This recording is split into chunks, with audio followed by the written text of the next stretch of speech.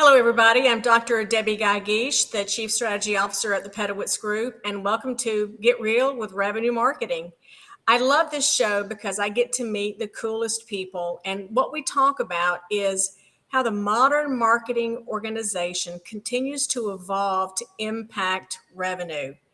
And I think when we think about marketing and its impact on revenue, nothing is more important than the relationship with sales.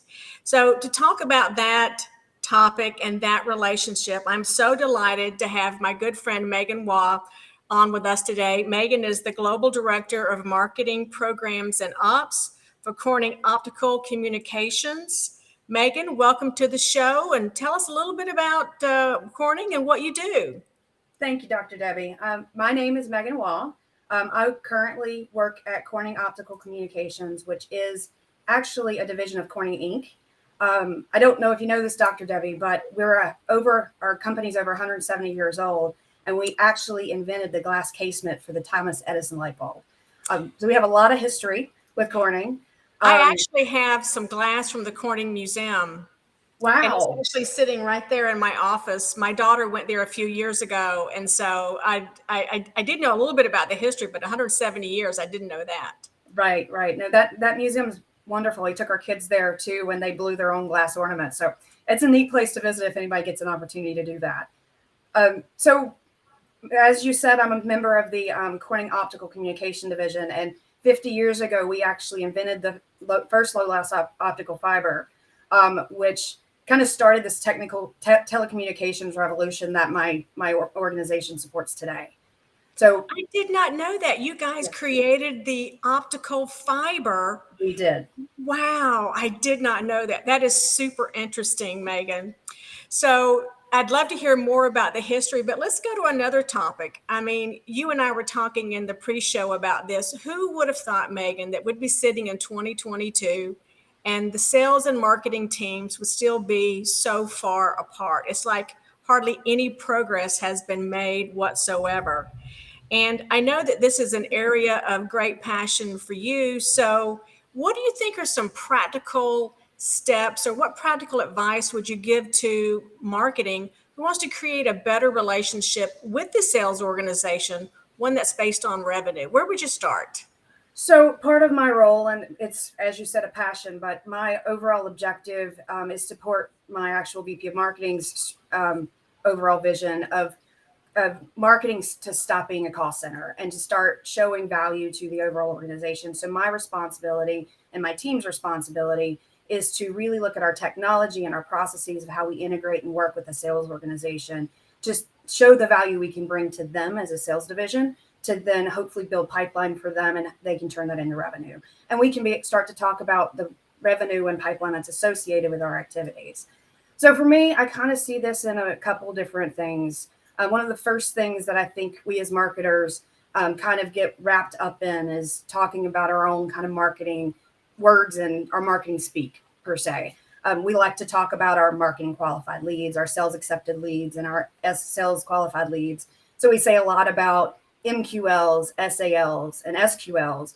Well, in a salesperson's day-to-day life, that doesn't mean anything to them. So we spend a lot of time trying to educate them around those terminologies. Whereas what we've done here at Corning is we've really worked with our BizOps group and our sales operations group to understand what kind of in directly with our salespeople to understand what terminologies they use in their own processes. So we started really stop talking about leads and MQLs, and we started talking about prospects because a prospect means something to our sales organization. It means something to most sales organizations. So we started talking more about marketing qualified prospects as opposed to talking about your traditional MQL, SAL, and SQL terminology. Well, I love that. And also, and I'm sure you've seen this in your organization, lead has such a bad connotation. It means so many different things to so many different people. But if you can just stop using the term lead, and you're right, prospect, that's something every salesperson understands. Yes, I do not like the term lead. And when we use it internally, I think there's even a miscommunication of the term lead amongst the marketing teams itself. What does that word mean? So that's where we started talking about prospects as a part of the funnel, as opposed to the term lead. So are there, and again, I love in the pre-brief, you were talking about stop using marketing speak and start using sales speak. In addition to not using the word lead, but using the word prospects, have you guys added any other kind of language into the marketing nomenclature? So not so much the language, well, somewhat. One of the things we really did is we took a step back and really worked closely with our business operations team that supports our sales group. They help define the processes and the over how our sales team is supposed to operate in our CRM system. So they work with sales leadership to understand what sales leadership is trying to accomplish and wants to see in the system. So then they've actually created our opportunity management process. So we really sat down with them and we really talked to the different sales groups about how they work in the CRM system. And a lot of times we as marketers, we build our lead management process and we want salespeople to like, okay, when we pass you this lead, this is what you need to do with that lead in the system. Well, typically they don't do that with their own opportunity management. Right. So you're asking them to step out of their comfort zone or step out of what's being asked of them and to do something extra. Where a lot of lead management processes kind of fall down, and you don't get adoption from sales. So let me ask a follow up to that, and you're right. Marketing should not be creating a process and then going to sales and say, sales, follow this. We all do And it. I love what you guys have done is you've really dug into understand what sales does day in and day out to get a prospect from where they want to talk to them, all the way through, and then designing something that fits into their process. Correct. Why do you think that's so hard for marketers to understand? I don't know. I can say early in my career, I spent a lot of time understanding the pain points of the sales organization. I've actually been in marketing for last year marked 20 years in marketing. So, in my when you were 11, right? exactly. Yes. But early in my career, I really spent a lot of time with the sales organization because the way we were structured and it's the direction we're going from here at Corning, what we're trying to do. I needed to understand their pain points because it was, and it is for most marketers, we're dependent on those sales teams to do what we need them to do in the system. So that way we can show our value. Well, for what I understood is salespeople don't even really like the processes that their business operations or sales operations put in place. But they're held accountable to do that from a leadership perspective. Yes. So that's what we did is we understood what that process is. And then we figured out, can we get our prospects in a place to where we can make sure that all the things are tagged the way we want them to be tagged based off of our lead management process. So we actually do a lot of that work for them up front. And then they're handed off a prospect that fits within the overall process. So they don't have to change how they interact with that. We've already created that. We've already made sure all those checks and balances are done to where a salesperson takes over that prospect. They're still following a process they don't like, but they're following one that they're being held accountable for by their sales leadership team. That is brilliant. That is brilliant because you're right. And I've been in sales most of my professional career. I mean, I've carried a bag. I've run national sales organizations. And so you're right. Salespeople don't like process. They just want to go out, get their stuff done and, and hit their number. And so it's brilliant that you said, let's work with the business operations. Let's see how their lead managements flow.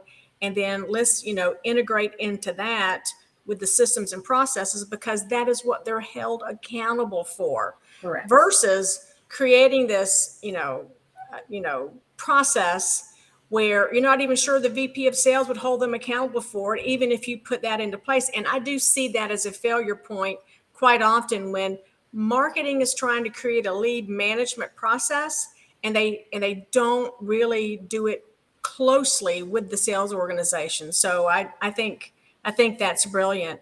But it seems to me that reporting is also pretty important as well. What are your thoughts around reporting as a tool to help bring sales and marketing closer together?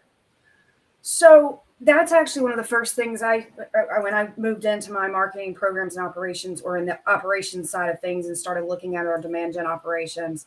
I worked with our demand gen operations manager, and we decided that it was best for us to move away from some of our traditional reporting that we've done in our marketing automation system, or whatever system we were using to report out on. We wanted to actually integrate into our CRM, because that's where our sales leaders and our business operations team operate to report out on sales success.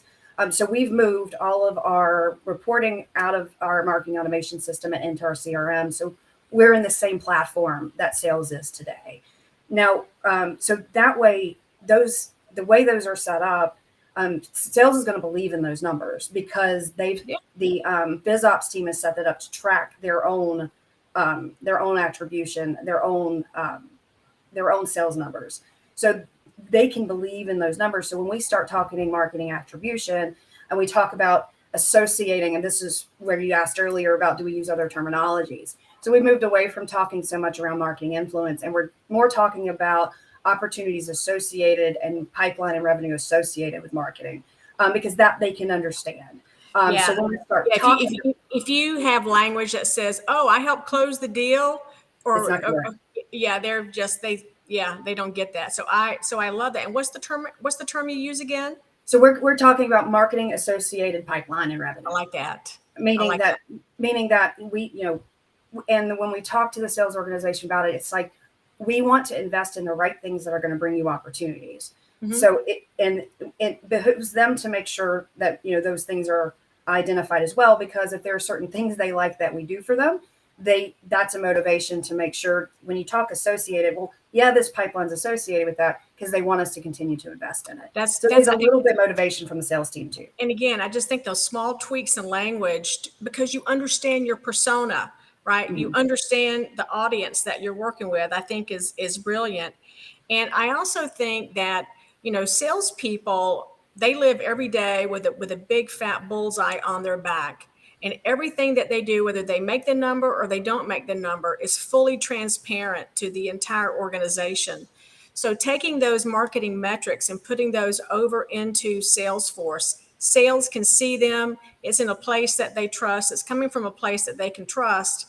And they're also seeing you take accountability, and they're also seeing transparency. So if it's a good number, they see a good number. If it's not a good number, they see not a good number, right? Right. Exactly. And I think that creates a closer tie. I want to ask you a kind of like a closing question. Well, it's kind of a two-parter, Megen. And obviously you have an understanding and a way that you work with a sales organization. Why do you think this is so difficult for marketing organizations to do? Honestly, if I were to speak truly, I feel like, being a marketing operations person, I'm a little bit, I came a different path than most marketing operations people. I was accountable for a pipeline target at my old organization, for so much pipeline being driven through. So I actually was in the field as a field marketing person or a channel marketing person, that I was dependent on the machine working for me to ensure that my pipeline was shown accurately. So I spent a lot of time diving in. I'll be honest with you, at that time when I was in that role at my old organization, I had a traditional marketing operations person that sat in a room with a biz ops person and the sales leader and the marketing leader, and they defined our lead management process, kicked off a kickoff call, pushed it out to the rest of the organization with the recording, and said, our lead management process has been launched. And I looked at him and said, I don't know what your lead management process is, and I'm not sure how I'm being held accountable for this pipeline target. So what we ended up doing, and me as the marketing leader for that organization, sat down with the biz ops person that was for my sales org that I supported. And we literally walked through the systems and compared them. Who needs to do what? We took the process that was rolled out, and we actually took it a step further and met with each individual throughout the process to make sure they understood what their role in the process was. So coming from that and being in the field and working with the sales organization to try and support them, and being dependent on this this lead management process and these marketing technologies to integrate the way they're supposed to, I feel like I have a little bit of a different perspective of it being a user of the system. So I think that's where a little bit of that comes from, because I do think very operations minded people that we need them. And I myself can be one too. But I think sometimes we tend to roll out processes, and without making sure each individual in that process understands what their role is in it, can sometimes cause hiccups and make the machine not work quite as well, especially when they're distracted by all the other things that they're supposed to be doing. Completely agree. Completely agree. It only works if you work together. So just in summary, some practical steps that you would suggest to marketers who are trying to create a closer revenue relationship with sales is: don't use marketing speak, use sales speak. Don't create a marketing process and expect them to follow. Try to attach to current processes that they're already accountable for. You're going to have a much better chance of success. And then finally, reporting inside that same system is going to be incredibly important because of the credibility of the data and also the transparency. So I think those are all fantastic points. Megen, I can't thank you enough. And I can't thank you enough for being a real revenue marketer. And again, those marketers that have that background in sales just get it. And they're doing a wonderful job, as you are, in spreading that across their entire organizations in a practical way. So thank you. Thank you, Megen, for being on the show today. Thank you, Dr. Debbie, for having me.